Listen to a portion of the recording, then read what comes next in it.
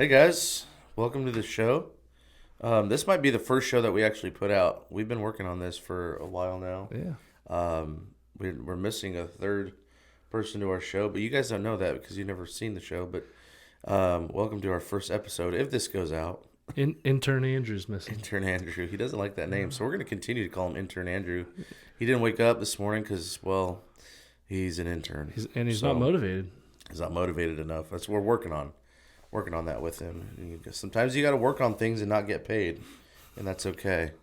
But for those of you That sounds that like are, everything you and I do on a regular basis.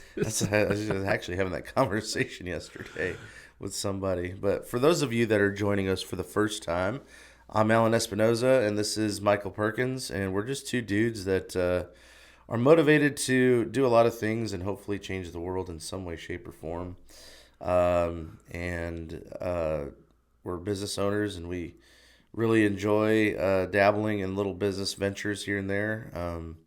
I own a consulting company. That's my main bread and butter, and Michael can tell you a little bit about what he does. Yeah, so I own a recruiting company where we recruit truck drivers as well as I have a real estate team. So, And then we dabble a little bit in some buying and selling of things. We got some other ideas in the works. We won't go into super details about that, but how you been, man? I haven't seen you in a while. It feels well, you like bailed on me. it's been You 3 days. I went out of town. ran off to Texas. Went down to the great state of Texas. I heard that. So you left Wednesday morning, and I saw you last Tuesday afternoon Yep. when we left the office. But here's the thing: you didn't go to men's group on Tuesday night at church. No, I didn't. I thought you were gonna go. Nope. I decided to spend a little extra time with the family and snuggle them up, watch a little shows, and hang out, spend a little time with them. I didn't go to Before I men's went on group my trip. either. Oh, you didn't? Nope. And so I went to the church office Wednesday then, and I was talking with Darren. Apparently, he asked his second question, Oh, and they were there until 8:45. glad I didn't go to that one. Me too. So Were there a lot of more people there? oh yeah, he said there was a ton. So Nice. he started off the year asking a question, just how are you doing? Right? How are you? But really wanting to know down to the core what's going on, not the generic, hey, how you doing? Oh, fine, thanks. How are you doing? None of that nonsense. Yeah. And when everybody started opening up and speaking, 2 weeks ago when both of us were there, Yeah. things went so well. He did it again. He challenged his second question, but apparently there was like 18 guys there, 19 guys there, and apparently 4 or 5 of us that normally go weren't there. So Oh, these were a lot wow. of newer people and everything. Wow. And Welcome to men's group. Let's start with some deep questions. right, so Tell me everything about you've done.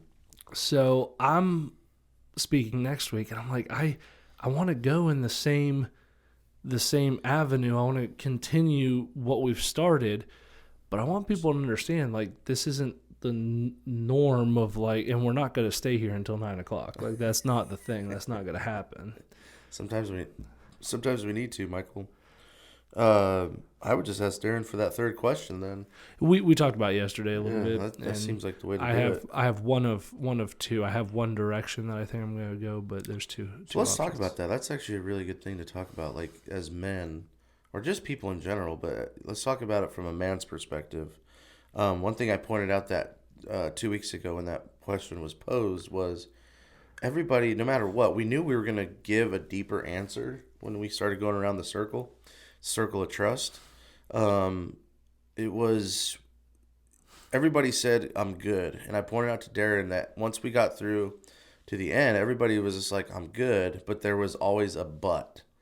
I'm good, but, and they actually had a chance to explain what that was, and I think when we just casually are in passing, and obviously we're not going to have time Right. in passing necessarily to get in that deep discussion.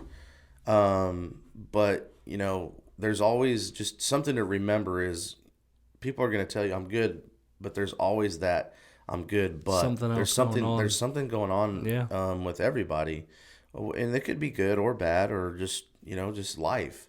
So just, being mindful of that. But what I love about, not just our church, but like, having friendships and being able to fellowship with other Christians is you need those opportunities to talk through those things, because otherwise, I mean, they're just going to get built up, and that can turn into depression and anxiety and all the other things that are not good for you. So I think that needs to be a good outlet for you to be able to talk through those things. Yeah. Obviously, going to therapy might be good, or just I'm not a therapist or anything, but I think just being able to get that stuff off your chest, talk to like in our men's group, talk to a group of people where you trust those guys, and all of that stuff's not going to get out. Not that it would matter anyway. I don't really care if it gets out, me personally, but Sure. the point being is you're talking to a group of people and a group of men that you can trust, and I think we as men need that in our lives. And I know I hold a handful of people, literally probably there's probably 5 people in my life that I would trust to share certain things with, and that I quote unquote do life with, as my wife hates to hear. But Am I one of those 5? you're in the top 5. You're in the Yeah. 5. Yeah. I got to change my board and my thing. So I had a great conversation last night with Jared. We were sitting around his fire pit, and it was just the two of us. Kids were off with their moms, and I opened up. So I mean, nothing crazy deep or anything, but nothing I'm gonna put on a podcast. But we talked a little bit, and then he started opening up. Yeah. And that's men don't have these conversations Right. about life, the struggles that they're going through, Not naturally. and everything. And it was really relieving to be able to just have that conversation, and then also hear that he's dealing with similar things or his own struggles, his own issues. Yeah. And not that I am happy that my best friend has issues, but that we're open and talking, because I think it really helped. It relieved a little bit. He talked about having sleepless nights. Yep. And I'm like, man, I'm not there, but I want. But the answer to that question, kind of going back to the how are you doing, it really hit me hard, because, like I said in the group, 20 minutes before I went to the church for that, I had to turn down an adoption. We're trying to adopt our second child, and we saw a profile, and I had to turn it down because it was too expensive. Yeah. And so I was not doing okay Yeah. at the time. I was not, happy with the situation. Right. Am I good? Is life going okay? Yeah. Yeah. But at that moment, I was hurting, Yeah. I guess, because, and it wasn't necessarily because I'm not, we're taking another step before we can have our second child now, but also because I had to tell my wife Yeah. no, because she wants nothing more than to have another child. Yeah.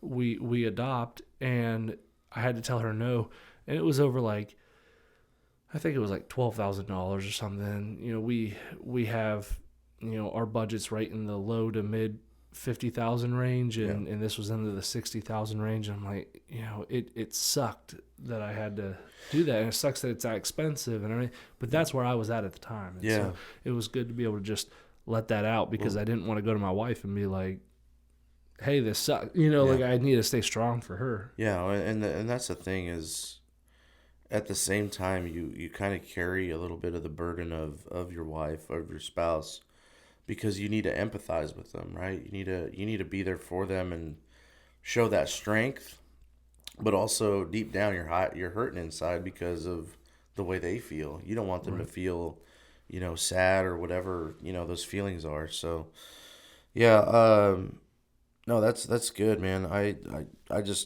think it's very imperative that we all have those relationships where we can open up and really, share with each other. So, but I wanted to kind of talk a little bit about like company culture, and the company that I'm working with is a large sheet metal contractor out of Houston, Texas.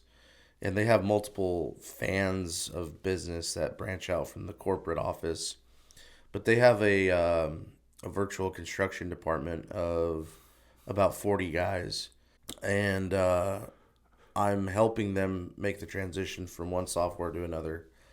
But my goal is whenever I'm consulting for a company is to embed myself in their culture and kind of learn their processes, what they're doing, and seeing how I could improve it throughout this whole making the switch to this different software. So I get there, and I knew a handful of guys because I've worked with a lot of them for the past 12 years of my career, and I met some new ones, and there was I was late there. I was there late one night, and one of the guys came and talked to the main boss, he's my point of contact, and he shared a story about one of his coworkers that he had brought to him. He was like a sub manager. The guy brought a story to him, and the dude's brother had just passed away like 2 days prior. Then the dude's grandmother had just passed away, like that day, and then come to find out, the guy got in a situation where he was needing a place to live. I'm not sure what happened, but he was talking about like trying to find a decent car to live in, and he was gonna have to go buy a car and stuff. So then the guy, the main boss, I won't name any names, he proceeded to be like, let me talk to the powers that be. And this dude's a vice president in the company. He's part of the family that owns the company. He doesn't necessarily own any ownership, but he has some he's pretty high up in that company. So he goes, let me talk to the powers that be, and we'll see what we can do. So he talked to the some of the main players at the company, and within 2 days they made the decision to put this guy up in they gave him a month in a extended stay hotel. And I know that's probably not going to solve the guy's issues long term, but man, just the fact that they were able to invest that much into this guy, and this guy's got a lot of talent, and they recognize that, and they want him to stay around, and they want him to be productive, so they don't want him worrying about where he's going to sleep at night. So they stepped up to the plate, man, and just really, really took care of this guy, and I was really impressed by that. That's awesome. Yeah, so just something about company culture. You don't get that, especially they're a large corporation, and they're getting to the point where they're corporate. They've got over 1,000 employees across all their brands, and it's just really impressive to see that. I don't know if you have anything to add or say about that. No, it's awesome to hear that, because so many people are treated like numbers. We get that in corporate America. I was the same way, and it was very clear before I stepped out and started my own business. It was very clear that I was just a number. Yeah. It was very clear that they would replace me if I ever left or got fired. Yep. Like, it was easy. They may never have said that. Yeah. They may never have directly come out and been like, you're replaceable. In group settings, it would be like, hey, we're all replaceable, blah, blah. But it's like, I don't want to be treated like I'm replaceable if I'm doing a good job. Yeah. And the thing is, we had me and a buddy of mine who worked for the company, we ended up having the best stats and best growth in the entire company, but we still felt like we were just a number. Oh, yeah. And everything. And so, that's why there was I had loyalty to my company just because I have that. I don't want to hop around or anything, but like that loyalty definitely had an expiration, and it had, some conditions to it. Well, the sad part about the loyalty in corporate America is it's a one-way street. 9 times out of 10, It's a one-way street, and that means the employee is going to be loyal to the company, and the company's it can be loyal, but at the end of the day, like you said, the company will make a decision like that, and you're gone. So, exactly. You hear about these different, like, we'll call it cultures and everything, but you hear about it with, Google and, Facebook and all these different things. And I have several friends who work for Facebook, and they're building new facilities here in the area. And they talk about the things that they do, but even in companies with great culture, I don't know. I don't want to go down that rabbit hole. There's going to be issues. Yeah. Yeah, let's say Yeah. it. But I like I That's like like being married, right? Like being married is great, but you're going to have issues and Sure. things that where they escalate and get a little heated maybe, or, there's going to be issues there. Even though you're married to that person, it's not going to be, rainbows and butterflies and just Right. all those great things. So, It's not going to be biscuits and gravy all the Yeah, time. yeah. You know? So that's like what I told our intern last week. I said, time is money, and we don't want to waste either. mm-hmm. And think of how much time is being wasted if you're just sitting there, and then Yeah. in turn, how much money. And I think he gets frustrated sometimes because, he's just an intern, but you have to show value, we all started somewhere when it came to that, and I think one of the biggest misconceptions, and I'm a byproduct of that and guilty of it, is we go to school, we get these degrees, we go to college, we get these degrees, and we think that just because we got a degree, we should enter the workforce and we should get paid this, and this is what it's going to be. Now, granted, some of the degrees out there allow you to do that, like a software engineer, right? Like Sure. they could learn that stuff, and they can go get a job starting out making, at least $150,000 a year right out of college. Some of the software engineers, again, depending on where you're in the country. But I think just for like general degrees and associates or bachelors and all that stuff, I think we have a big misconception. My niece is a good example of that. She, she went to a good school. She went to CU Boulder, graduated. I'm assuming she had good grades and all that stuff. And, now she's working in a job that probably pays, $14 an hour. And I think a lot of people coming out of college think they need to earn, $80,000 to $100,000 a year. And that's just not Yeah. necessarily going to be the fact for the majority.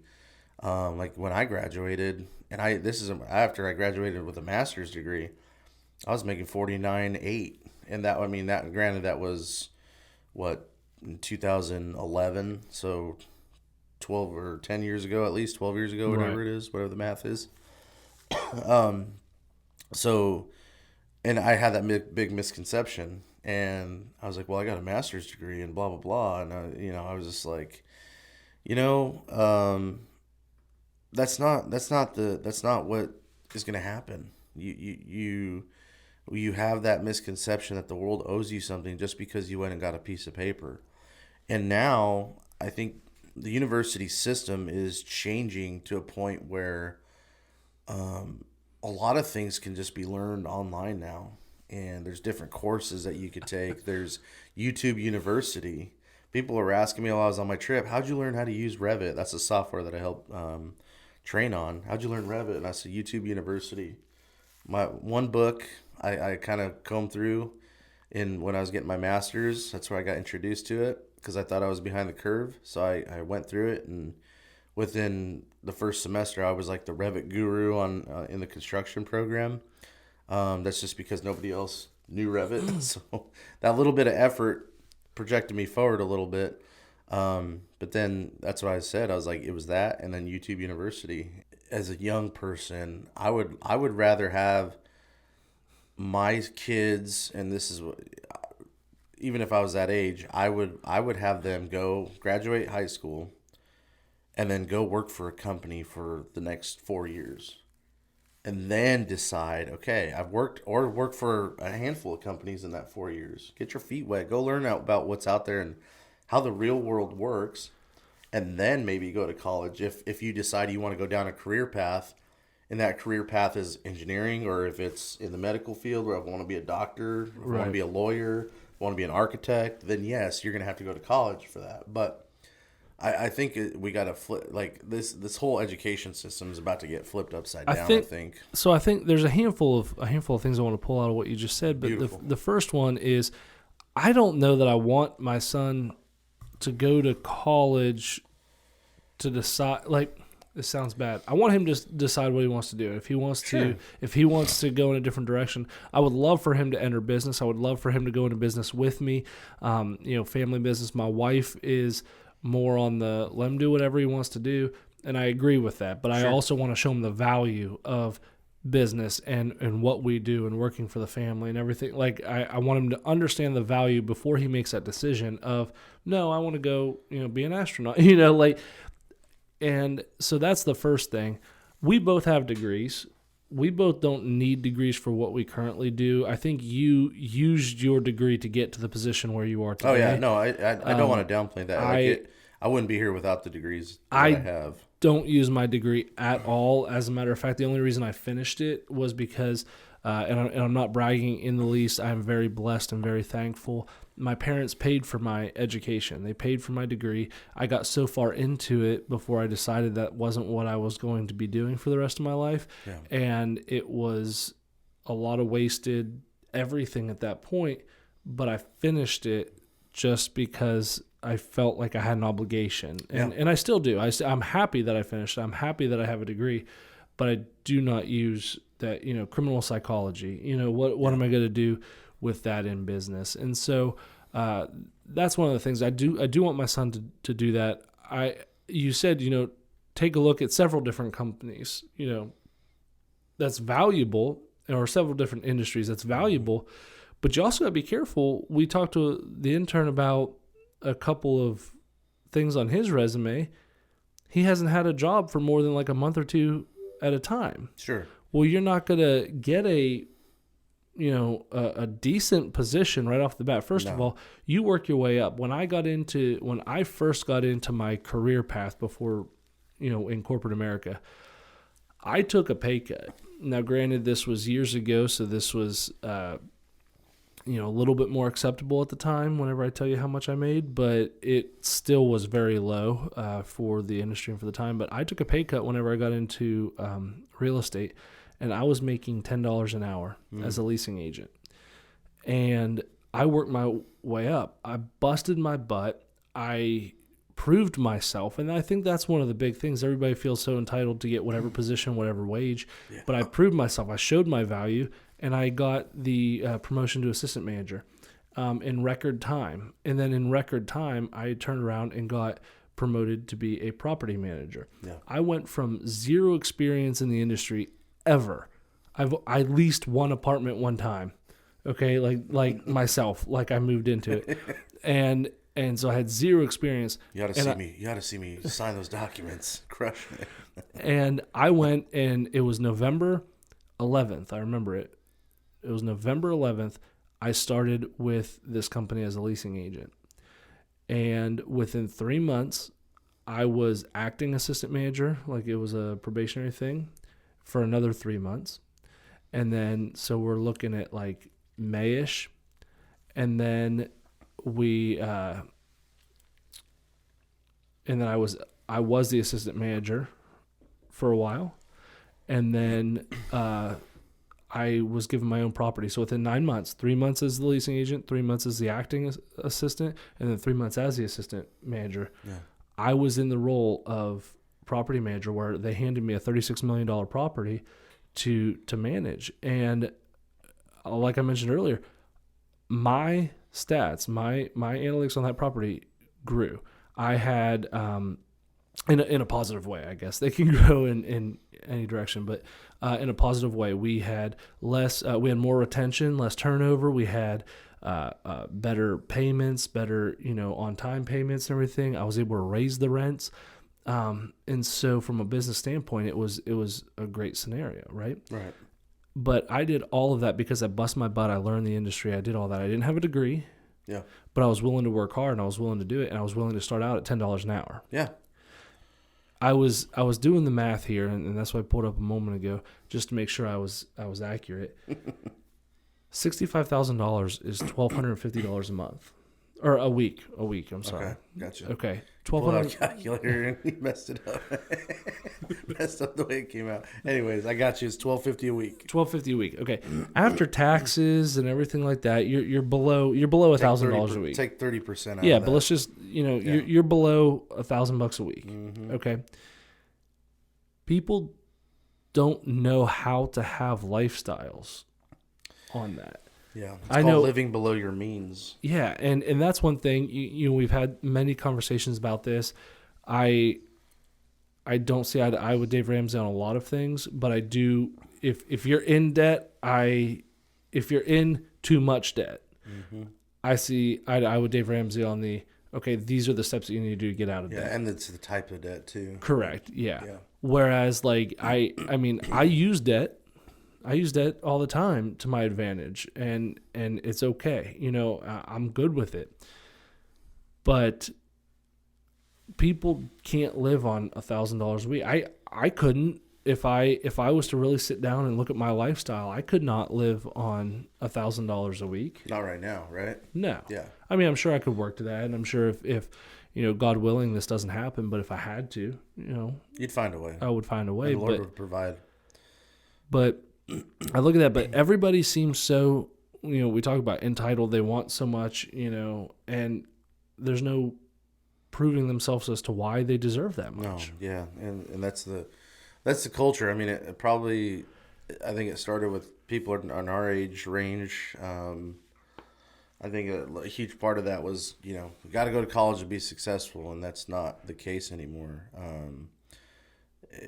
There's like business, right? If somebody wanted to go into business, there's so many resources out there. That's how I started my business, was by doing research online, YouTube. How do you start a business? What's the first step? What are the pitfalls, taxes, like all this stuff. And sometimes it could be information overload. My wife is a doctor. She's a physical therapist. Okay. She has her doctorate. She had to go to college to get that. She could not be a physical therapist without going and getting her doctorate degree in physical therapy. So your house is a house of learning doctors. That's right. Like, That's right. Family business. Family business. Talk about the family business. But yeah, so she had to do that. That is the perfect example of where college is the best alternative. Sure, absolutely. A specialty. You can't go be an engineer without learning statics, dynamics, all this other stuff. Like all these classes that, people's lives are in your hands as an engineer. And there's a standard of care that comes with that when people's lives depend on it. When you're designing something, your name's on the line. Right. If that bridge fails, guess what, buddy? They're coming after you. No, okay. I remember what I was going to talk about. So like on a resume, right?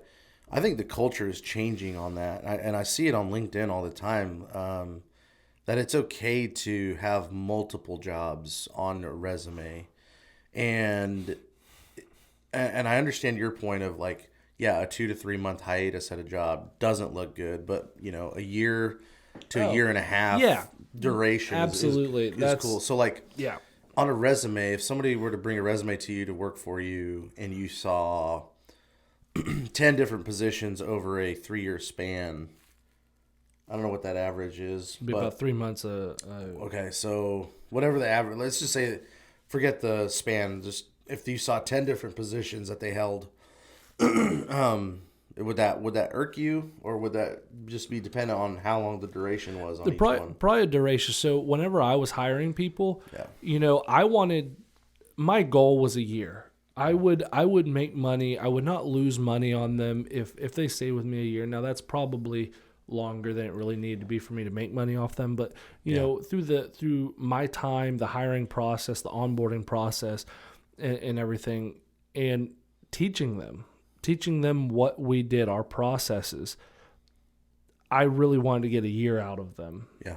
And so you're looking for that year average if they stayed at a place. And then anything above a year, that means they're bought in. Right. They're bought into the company, they're bought into the culture, and that's, but I'm fine with people having different experiences. I have different experiences. Sure. I have a whole slew. I have done so many different things. I've been in so many different industries. But the consistency of me staying and experiencing that industry and learning that industry was there. Yeah. And I feel like I stayed long enough, and then I moved on. I think one of the things about us being entrepreneurs is that I don't know about you, but I get bored with things. Whenever I learn it, whenever I master it, if I can't go any higher, then I get very, very bored. Yeah, I hear that, because I think as entrepreneurs, you're kind of seeking that high and that excitement of starting something new, and then once that tapers down and you know things are running, you're kind of like, man, now what? Now what's next? What's the next thing Yeah. that I can conquer? It's kind of like a video game almost, or like a game Yeah. in general. It's kind of cool if you take time and we're still in the month of January. Everybody's kind of forgotten about their whole New Year's resolutions by this point because Yeah, we're like this is 3 week weeks in. 3. Yeah.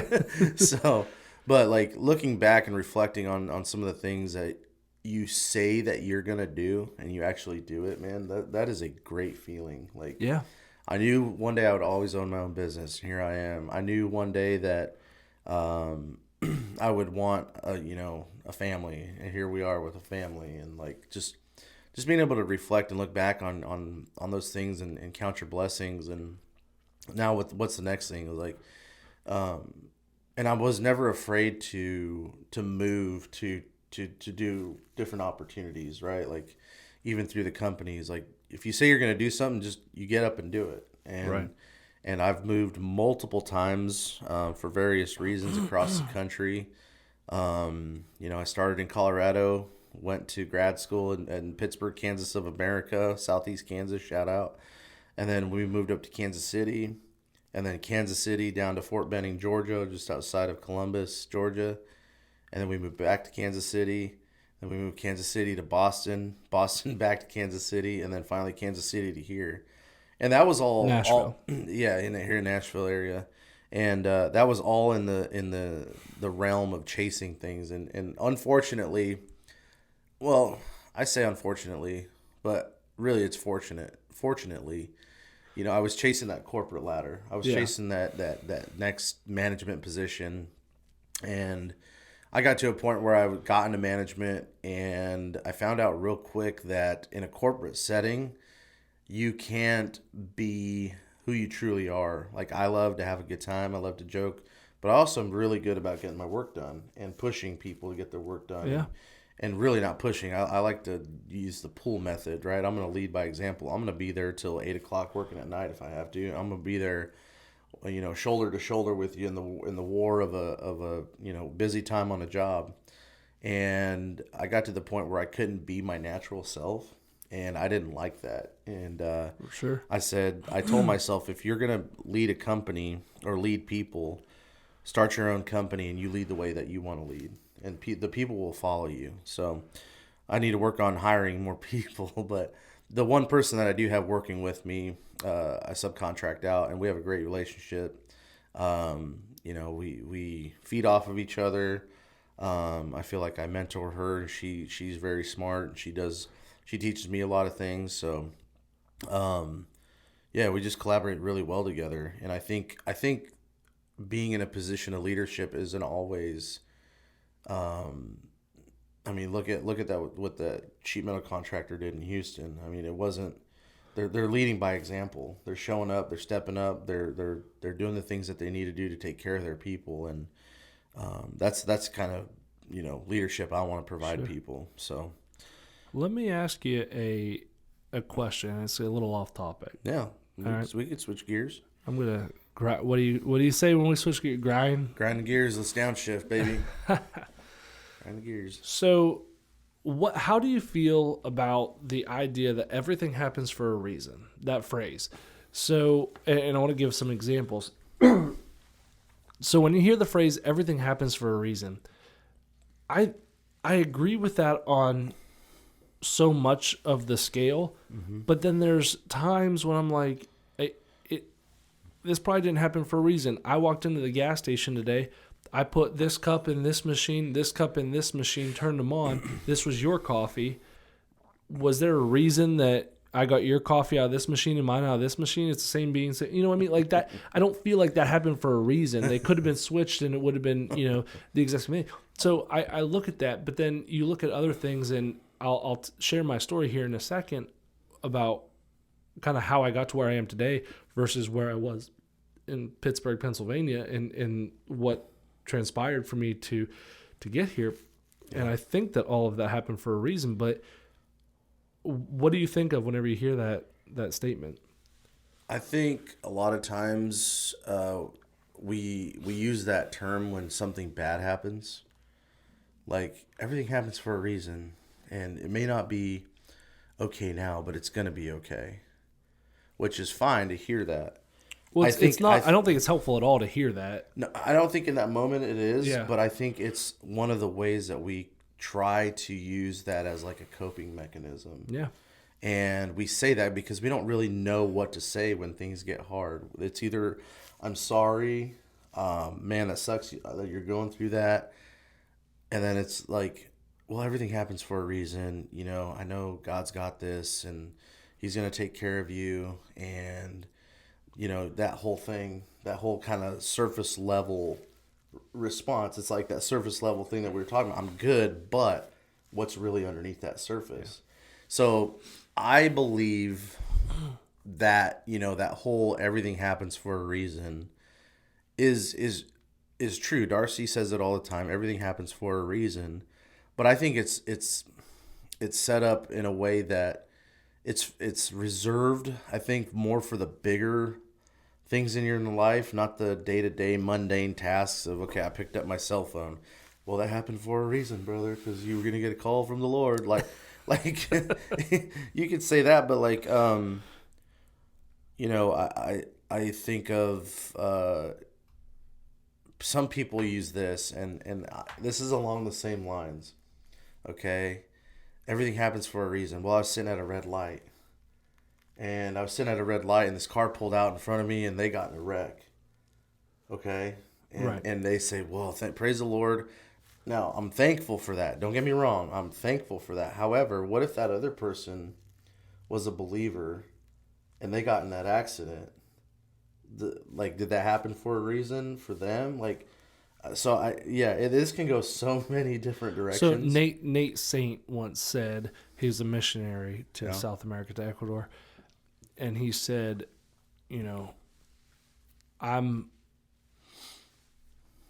different context, but essentially they're not ready to see Jesus, but I am, meaning they're not believers, I am. So if it's another believer that gets, you know, into an accident, not that that's less sad or less, you Right. know, but the idea that, you know, as a believer, if I was to get into an accident and die, Yeah. that's okay. Yeah. I'm okay. Yeah. I'm going to be in a better place. My family, I'm sad for my family. I'm sad for Yeah. my son, Yeah. you know, and wife. But I'm okay. Yeah. Now that totally is off of where we were going with that. Well, no, I don't think it's totally off because at some point we have an expiration on this earth. Yeah. In our physical bodies, and at some point we don't know what that day is. We don't know when when our last breath is going to be, and that happens for a reason. Because if you are a believer and you trust and have faith, and you did everything, well, not to say you had to do you know, all the stuff, but you believe in Jesus and all the criteria you need to get to heaven, right? We'd talk about all that, but it's that happened for a reason. At that moment, this is when the day that you were gonna leave this earth and go spend eternity with Jesus. Like that's to be determined, but only He knows when that's gonna be. Right. And no, I think I think in short that's an easy answer to say to somebody. It's almost like a I'm sorry. It's like what else can you say to somebody in that moment? Right. Like everything happens for a reason. And like I said, I agree with everything happens for a reason in general. Like everything that has happened to me to this day, good or bad, has happened for a reason. 2 weeks ago, I was having sleepless nights, talk about those. And what the Lord showed me there was I had those sleepless nights, and typically on the back end of those sleepless nights and everything, I'm spending time with Him. Yeah. Because who else am I going to talk to at 3 a.m. in the morning? I'm going to wake up Darcy. Sometimes I do. I want to talk. But I'm there. I'm talking to him. I'm praying. I'll get the Bible out. I'll read a little bit. But it's happening for a reason. On the back end of that, there's always something good that comes from it. Sure. The men's fishing trip, I had those same feelings, and then on the back end of it, I received a lot of deliverance from there.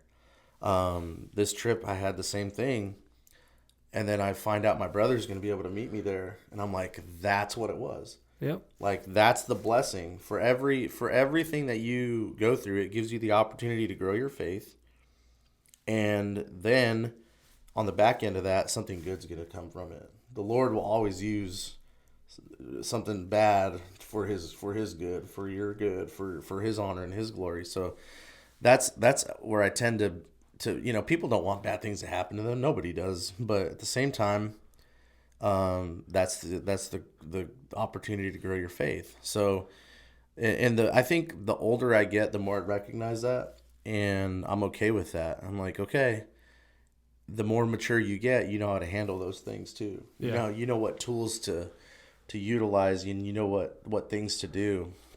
And yeah, I think that term in general, yes, everything happens for a reason. God's should be the driving factor in your life. Holy Spirit should lead you. And then looking back on my life, if I never left Pueblo, Colorado, who knows where I'd be. Darcy and I say that all the time. Well, that was the same thing with me in the small town in Beaver County, where I grew up just north of Pittsburgh. We the reason I left. I didn't know that. Yeah. How am I just now learning So this? it was Beaver County, and then the main city, like where the city hall was or anything, or the county buildings, Beavertown was Beaver, and then we had Beaver Falls because there was a waterfall there, and then we had Big Beaver. All right, we had Western Beaver. All right, so all kinds of beaver. all kinds. Wow. So the first time I took my buddy Trent up there, he said he was hearing this and he was like, I want to see a beaver. And so I took him to this. It was Giant Eagle, which is kind of like a Kroger. It's a grocery store. And we pull in the parking lot, and I have him face a certain direction. I say, look over there. He's like, what am I looking at? It's a bridge. It had like 3 humps, and it was the beaver's head, the body, and then the smaller one in the tail. And I said, "There's your beaver. You saw a beaver. Let's go." The claim to fame is Beaver Town or Beaver, but like the animal of choice is like It's a muskrat. a moose or something. Yes, I don't even know what a muskrat is. So, yeah, but everything, and it's not even like there's like mascots. I don't think we go around like and having little like a mascot of a beaver. Anyway, so I grew up in Beaver County, just north of Pittsburgh, and I went to Penn State. I met David at Penn State. Okay, he was my best friend through college. Yep. And he introduces me to this girl that I start dating. And I was so against a long distance relationship, and she was moving to Nashville, Tennessee. I was so against it that I packed up my life, everything, against my parents' wishes, against everything, and moved to Nashville, Tennessee. You must have known everything at that time. Oh, I did. I knew everything. No. I will say that I'm extremely thankful that I did while things didn't work out with her, and I'm thrilled that they didn't work out with her. Because everything happens for a reason. Everything happens for a reason. But I would not be in the place I am today if I was still in Beaver County. It's the small town where you're born there, you grow up there, you go to school there, you get a job there, and you die there. Yeah. I mean, that's essentially. But one of the fun fact, back then, it was the second oldest, I don't know where it stands today, but 10, 15 years ago, it was the oldest population, second oldest, only to Ocala County in Florida. Okay. Of elderly people. Like the average age is old. So anyway, I up and moved to Nashville for this girl, right? Because I was so against a long distance relationship. We end up breaking up, fast forward. Well, that happened for a reason, and I think that reason was to get me out of Pennsylvania. Mm-hmm. Then I start dating this wonderful girl. Her name's Tiffany. She's still a great girl. I haven't talked to her in years, but she's married, has kids now. But we started dating. She was an old high school friend. She's in Michigan, and we had a great relationship, but it was long distance. Thing that you didn't want to do. I didn't want. Yeah. And I bring her up only to share. I think I needed that in order to be okay, To recognize that. to Yeah. recognize that long distance relationships are okay. Yeah. Because bringing it back full circle, David, the one that introduced me to that first girl, at his wedding is where I met my wife. Yeah. And Yep. See how- she and I were long distance from the day we met until 3 weeks after we got married, actually. We would come and visit each other for weeks at a time or whatnot, but we got married and she was still working on her undergrad. And when we got married, we stayed there for like a weekend, and then she went back, and I came back to Nashville. We got married in Pennsylvania, and I came back to Nashville, and we spent 3 weeks apart again, and then she moved It's a here. married couple. Yeah, as I a didn't know married that. couple. That's And cool. then she moved here because she graduated with her undergrad. And One thing I love about hearing that is I think of just connected dots, right? Connected dots. Like all those dots were connected. Like had you never left, you'd have never met David. Then without David, you never meet your wife currently, Yeah. right? So I always think of what God has for us is it's a connect the dot little picture like you used to do when you were a kid, yeah, right? You see he sees the picture already. right. He's given you the dots. And now all you have to do is go from 1 to 2 to 3 to 4. Now sometimes we like to try to put our own dots on that plan, Well, and the picture gets a little messed up. But then he brings us back to that number to That's- start over, and we keep connecting those dots. I think that's a beautiful metaphor because it paints a picture. We want to get, let's say there's 100 dots. We want to get from 1 to 100, and the straight fastest line. line is a straight line. But there's no picture. There's no beautiful Yeah. anything to show at the end of it other than a line. Yeah. But God has it lined out to where we can connect those dots. We get where we're going. Each of those dots is a reason Yeah. or something that is going on in your life. Yeah. And then there's a beautiful picture that is your life at the end of it. Yeah, no, that's a great, and almost you could say almost that the picture, the end picture, is a picture of you. Yeah. Maybe even in heaven. Like I don't know. I'm thinking of that right now. But yeah, like sometimes we try to put our own dots on there, and it gets a little squirrely, and I could do that as like a picture of my hair getting jacked up or something. But no, that's he's got the dots connected already. You just have to follow the numbers. Yeah. And that's easier said than done. And I love your take on it. Is we always try to get to the linear side of things and just straight line it, and that's not the case. So Man, we need to have this conversation with our intern, next week because, that's where he's at. Is he wants at that to point he in his wants life. to go from Yeah. here straight across to here without painting the beautiful picture. and I think I know I was there at his age too. Like Yeah. I saw, well, a perfect example of this being 14 years apart from my brother. I'm like, I want to be that someday. But I didn't want to wait and earn things. Correct. All the while, Correct. the dude's working 120 hours a week as a resident during med school and killing himself to get there. And, that's one thing, like with his kids, he's like, this isn't your money, dude. Like me and your mom and his wife also is a physician. So she went to med school as well. So they're like, this is ours, what we've built. We'll take care of you. We'll help you out. Don't get me wrong. My niece and nephew are hooked up, but he's like, if you want a car, you're gonna have to go pay for it. You're gonna have to earn it. Like my brother's doesn't want to spoil them, and he's gonna make them work for it. So I think that's great. Let me ask your take on that, Mm-hmm. cars. I know that your love language is not gifts, right? You might enjoy giving gifts, but Yeah, that's not your like primary No. like this is how I show love. No, But my question to you if somebody is gave me a car, I would love it. I know you would, but but my point and my question is where is your stance on on what your brother was just talking about, hey, if you want a car, go get a car, and your mom and I aren't gonna help you, that sort of thing, versus other approaches. Yeah, I think like, well, I'll say it from my perspective of maybe what I'll want to do with my kids. I like the approach, and I've seen other people do this of, hey, if you come up with $4,000, I'll match you. Yep. And we'll go buy you a car. I think Darren did that with his kids, or at least with Cole or somebody. Like, I've heard of people doing that, and I like that approach. Chris Bowles has done that with his daughters, Yeah. and because it gives them responsibility, but it also shows that, like, hey, I'm still here for you, type thing. Correct. And I love you. I'm doing this because I love you.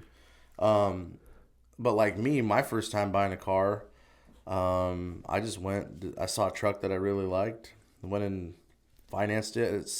How old was I? 19. I had to have a cosigner from my brother-in-law. Could barely afford the payment. Should have never bought it, but that was my experience. I just went and financed it. Yeah. And for the first car, I would rather have that kid pay cash for it and have it be a little bit of a beater, something reliable, but not a $16,000 truck like I bought. Well, I think that and what you got for $16,000 back then is very different than what you can get for $16,000 today. Yeah.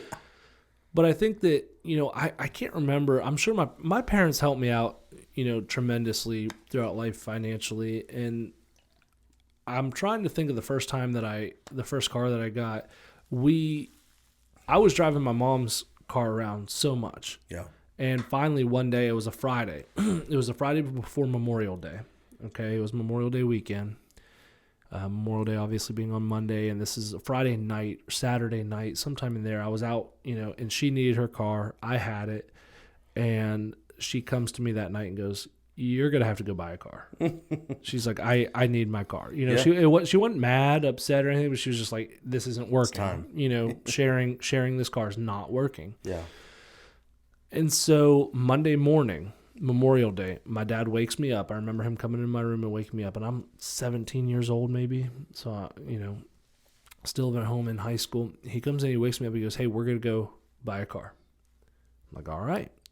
So I end up getting up. They had Memorial Day sales. They did this thing. They had everybody on the car lot out, and they had a car that they were selling for like $1 or something like that, or $100, and everybody ran and stood next to a car that they wanted, and the guy would come around and be like, "Well, this car isn't that," but then he was going through like, "Well, how much would you," and negotiating with them, and then send him over to a salesperson, then going over to the next one. So great marketing, gimmicky. Right? Yeah, very gimmicky. But I mean, this is the early 2000s, okay? Like this. That's all we got. It's the best we can do. We thought the world was going to end, so we're going to go with this. Exactly. So we ended up. I stood next to a SUV, and it.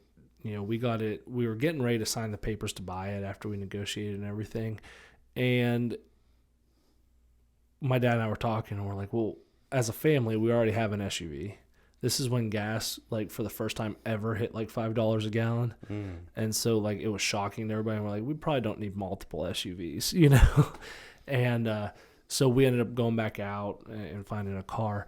But I remember writing a check for it. And I had cash. And I remember it coming out of my account. I don't remember ever, like, knowing I had that much money. Because from such a young age, even whenever I had a paper route, my mother would always set money aside from the money that I got. She said, "Okay, hey, we're gonna put this for church, for tithe, this That's for cool. Christmas club." That was a thing. I don't know if they do that anymore, but you set money aside all year, and then you take it out around Christmas time to pay for Christmas gifts. And then she would put money aside in savings, and that was for my car. And so I had, it was like $4,800, something like that. It wasn't, massive, but it bought the car. Nice. And so in that own way, she helped me get it, whether they paid any money towards it or not. But she ended up giving me that SUV. That's cool. But my point in all that, and I think is saying that, like, I want to help my kids, get a car. I don't want to necessarily leave it just up to them. Right. And I like the idea of splitting it. Like, hey, if you raise this much, I'll match you. Yeah. There's definitely gonna be a limit, because Chris was telling me that one of his daughters was so good at saving Like 20 that grand. she was up to, I think she was up to 10, and he was like, hey, we're capping it. Like, we're capping it here. Stop there. So, but I think that's what I want, because it teaches that discipline of, hey, if you want this, you have to work for it, you have to save. Yeah. But then it also is me saying, I appreciate what you've done. You've saved well, but Well done. also I want to get you into a safe vehicle. I want you to get, so by doubling that, we could probably get you into something that's going to last you a little longer. That's probably, better safety features and things like that. Yeah. And I think of Chris Bowles, and he's like, dang, he has to do that with all those kids.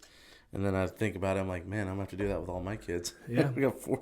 Going to have 4 on the way here soon. But no, I talking about cars, man. My first car was I learned how to drive when I was, I learned how to drive when I was about 11 or 12 years old. Yeah. My brother, who's, depending on what time of the year, we're like 3.5 years apart. So sometimes he's 3 years ahead of me, sometimes he's 4. But anyway, he was getting his license, so my dad would take us out to the old dirt roads, country roads, out in the county is what we called it. So we'd go out, dirt roads, nobody out there, and he was teaching my brother how to drive, and he's like, you want in? I was like, sweet. And my dad didn't care. I mean, my dad used to drive tractors when he was 8 years old because my drunk grandfather couldn't drive them, so my dad had to. That's a whole nother story and everything about our family. But long story short is we would get in the truck and my brother would drive a little bit and then I'd drive a little bit. Nice. And there ain't nothing learning how to drive on a washboard road and feel those bumps and you're like, oh, I don't know what to do. And then the ditch is right there. You could end up in it. So it was a good learning experience. So I learned that. And then I used to take my mom's station wagon and I used to drive it in circles in the yard. And I wore out her CV joint on one of the sides because I was always just turned in one direction. Thought it was NASCAR, I guess. But it was a stand. That's how I learned how to drive stick. Well, I was thankful that my dad had a car that was a stick. Yeah. Because when I bought mine, it was a stick, and Yeah. I already knew I felt comfortable. So. Yeah. The very first time I got my permit, and I didn't know how to, like, shift all the gears. Like, I mean, I'm in the yard. Our yard is big enough to drive in a circle. So I was you're like like second gear at best. So he goes, get in the car. We're going to go drive. And I was like, where are we going? He's like, I don't know, the highway. I was like, oh, goo. So he's like, all right, let's go. So I come out of our yard. I'm doing fine. Get to the stop sign. Turn left, hit the next stop sign, so I never get out of, like, second gear again. So I'm like, oh, yeah, I'm comfortable here. Then the next right turn is onto a road that's 45 miles an hour. So you can head down that road a little bit. I was doing pretty good. And then the next road is the highway, it's 65. So got on there and I did pretty good. Nice. I was like glad that I did it, man. But Yeah. Now, Yeah. have you ever driven motorcycle or dirt bikes or anything? you don't want to see me on a motorcycle Okay. or dirt bike. I'm horrible at the throttle. Like I've gotten on every time I've ever been on any type of ATV, motorcycle, or anything along those lines, I've always either crashed or dumped it. And my brother we were riding my buddy's brand new 4-wheeler. He had a dirt bike. He had just gotten this 4-wheeler. My brother didn't know what the heck he was doing. Yeah. So I'm on the back with him, and we were in the gullies there in Colorado, and we were coming up to a curve. Well, the curve, it went up and it curved, and there was like a gap there. Well, he missed, and he shot the gap, and we like hit the face of dirt, and I was on the back of him. We rolled that thing, it rolled back on me and landed on my leg and all this other stuff. So I was like, nope, I'm walking home. Ruined his brand new freaking ATV. And then another time, a buddy of mine bought his son a little 80 cc motorcycle or dirt bike. I got on that thing just to test it out, and I went down the street, and I was like, wah! I was like, I just can't grasp the letting go and controlling the throttle there. But Well, yeah, so I'm that's not good at it. That's funny, and I do want to get some land because I do want to get some 4-wheelers. I miss that. We used to ride, but motorcycles. So you talked about going around in a circle in the station wagon. Well, I got a motorcycle, and it was a crotch rocket, and I didn't know what I was doing. It was kind of like your experience of just going out and buying a truck and like no advice from anybody other than my mom told me not to do it, and I still got. How old were you when you did this? Probably 18. So you're just trying to pick up chicks? Probably yeah. Obviously. And so what was really cool is I had the first car I got was a Mercury Cougar. Okay, but it wasn't like the old sedans. Like it was like whenever they were really sporty, like like slick front end. Cool. It was I a coupe. like those. I wanted one of those. So I'm gonna call that. It was considered a sporty car. It was not considered a sports car, but it was still good. Okay. So I had that. I had a Nissan Xterra, and I had Kawasaki Ninja, all the same color, lightning red. Ooh, all right. I was gonna have to ask if it's neon green. The Xterra was a little darker, but the other two were the same color, and so like I would have them lined up in the driveway, like it was cool, right? I thought I was, and I didn't know how to ride the motorcycle. I bought it from some guy online. Well, show you how long ago it was. I bought it out of the classifieds in the newspaper. Classifieds. But I go to this guy's house. I take a buddy with me who knew how to ride. He test drove it, and then I had the guy deliver it on the back of his truck to my house because I didn't know how. I didn't have my license. I didn't know how to drive. But what I did was my grandma lived across the street, and she had her house and her front yard were flat. So I would go, and she had a loop driveway that went around her house. So I would go, but instead of coming down to the road, I would just go through her front yard because it was flat because the driveway went up to the house. Yeah. And I would just circle around her house as I was learning to ride this motorcycle. But I didn't know. I thought there was something wrong with the bike. I didn't know that you went because you're shifting with your foot, the different gears. I didn't know that you went down for 1 and then back up through neutral to 2 and then up to 3 and 4. And then, you can go back down. So I'm there I'm in neutral, right? And I'm trying to figure out how to get it, going. I have no idea. In first gear. Yeah. Yeah. And I'm struggling, and I'm like, well, I kick it down. I figured out, process of elimination. I kick it down into first gear, but then I'm trying to go down again into second gear and whatnot. I didn't know you go back through neutral because I'm like, well, if I go back up, I'm just in neutral, right? That makes sense. And so it took some lady at the church to it was a friend's mom and her husband rode, and we were talking about something, and I mentioned something with the gears. I was like trying to act cool, like, oh yeah, I gotta look into it. My gears are, not shifting quite right. She's like, oh yeah. And she just offhandedly said something like, yeah, so going down, into 1 and then back up through neutral into 2. Like she just said it so offhandedly. And I'm like, yeah. I went home and started riding, and I was like, it was perfectly fine after that. I was like, oh, that works. Is it like is it a balance part, kind of like just riding like a bicycle? Is it similar? I know it's heavier. Yeah, it's definitely heavier. It's and those smoother. Those things have some really good, inline balance just built into them naturally. But yeah, no, I didn't ride very much, and I would get a bike again. I think a lot of people my age and my friends, their wives, now that they're fathers, their wives are like, no, absolutely not. Financially, it doesn't make sense right now. We got some other things that are more important than a motorcycle, but I think I would get one again and I would ride. Yeah. I don't know. I don't see you as a motorcycle guy, as a crotch rocket guy anyway. Maybe a Harley. It's funny. I was in Houston having dinner with an ex-coworker of mine, and we were eating outside, which is great in Houston. This time of year, you can eat outside. Yeah. And dude, we were at a spot, and it's a major intersection. The freeway's right there. And long story short, dude, these dudes in diesel trucks were pulling up, and just they had the huge. But they were doing it on purpose. They were like rolling through the parking lot, put it in neutral, doing their stupid noises. And every time I'm like, come on. And then you'd hear crotch rockets. Rolling through the parking lot doing that. I'm like, what are you guys trying to prove here? Like, I don't know what you guys are doing, man. I'm just like, So that's why I say I don't picture you doing that. That's like, Well, yeah, I mean, I'm not gonna be a doucher motorcycle yeah, rider. okay, Yeah. good. Well, Yeah. and the same thing like with my truck. So I finally, and I want So to I was get just back getting to ready something to we were talk talking about- about earlier about goals and everything. But well, I'll just say it right now. We set goals, vision board, whatever you want to call it, resolutions, whatever. Yeah. Back in it was 2018, it must have been 2019. Okay, that we wanted.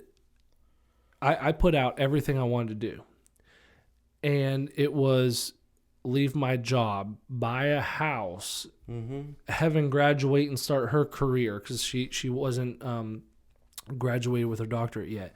I wanted to buy a truck. I wanted to adopt a child. All of these things, huge things, right? They didn't accomplished. happen that year. Okay. So in 2019, I Heaven graduated, we bought a house, and I left my job. It's a lot. In 2020, at the tail end, we adopted our son. Wow. In 2021, I bought the truck that I wanted. And so like it takes time, but I don't think, had I not written it down, it been visual in front of me, in the back of your head, you have all these things that you want. One of the things, I want to get my pilot's license and I want to eventually get a plane, but like that, I'm not talking private jet or anything, but like, they cost about as much as like an Escalade or something, so it's reasonable. Like, Yeah, like a little Cessna or yeah, something. yeah.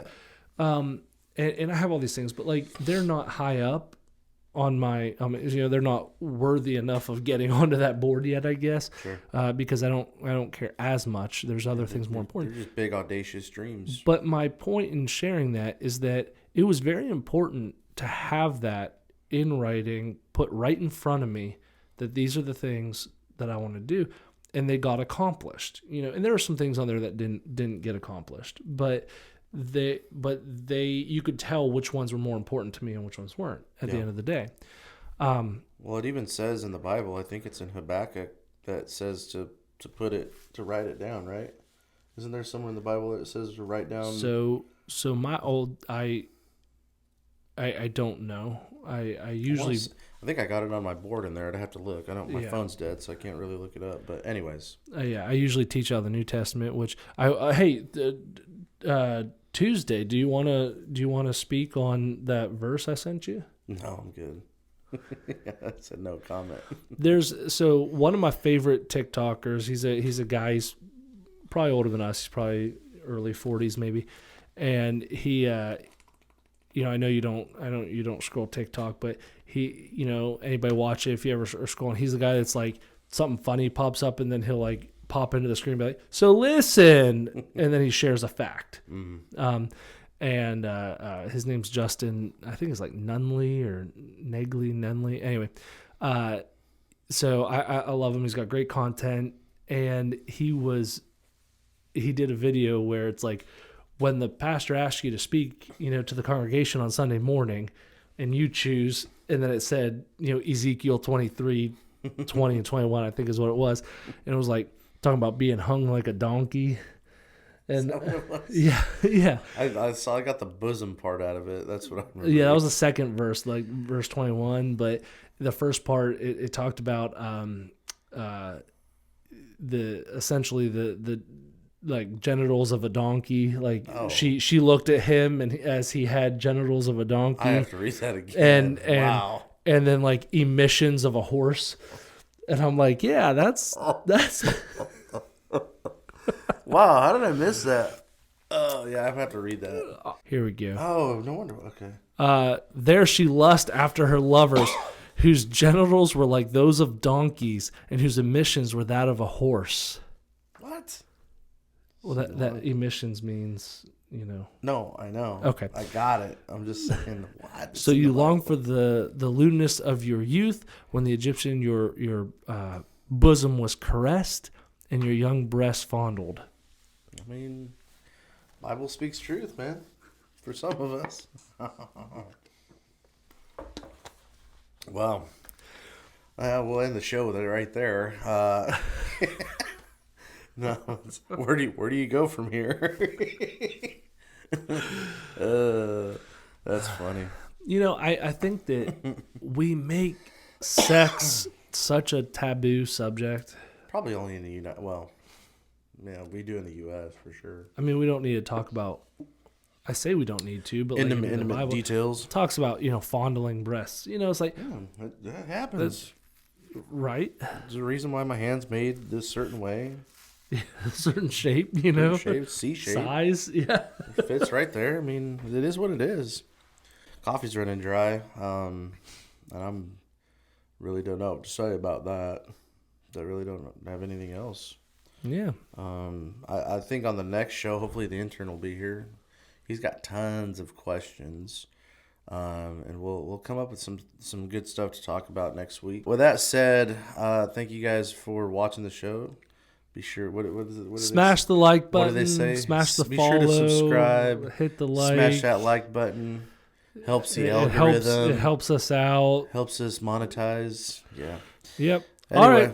Thanks. We'll see y'all later. Love you, Dad. Love you, Dad.